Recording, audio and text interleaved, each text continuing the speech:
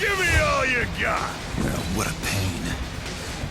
Get ready, fight! Many years ago, I walked into my go-to game store in New York City, and I started talking to the guy behind the counter. This is back when they used to have counters in these things, and he said, my favorite fighting game is Dead or Alive. Try it, take it home. I took it home, fell in love with all these characters, Super cool. been a fan of the series ever since. We're talking about Dead or Alive 5 Ultimate. I challenge you.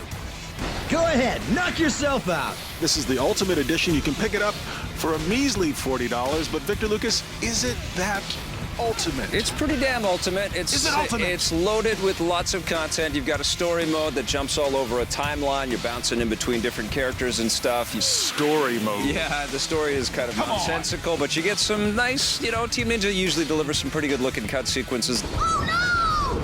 And then you've got the arcade mode, and you've got survival mode, and you're in an arena, you're just surviving for as long as you Describing can. every fighting game that I've ever played. It's every fighting game I've ever played. Here's what I've kind of come to the conclusion on. And first of all, Dead or Alive 5 may be the most released game. I think they're chasing the Street Fighter 4 and all the Street Fighter kind of territory.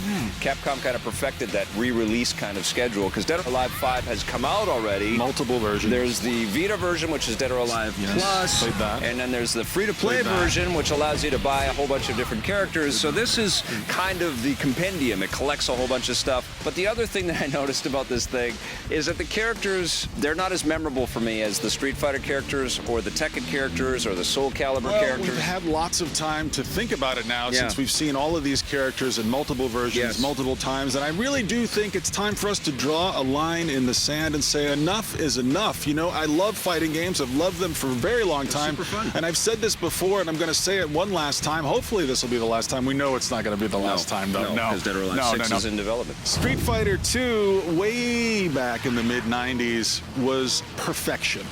And I have played that For game. hand-to-hand 2D kind of fighting game. Yeah, and I've had my Soul Calibur moment, and I've had Soul these Calibur moments 2 over is- and over again. I own these games already. I've played these games. I've seen all of these environments. There's only so many ways you can surprise me. I'm still waiting for this genre of the fighting game to do something new and different. It is time, people. Well, that's kind of why, I lost my head there.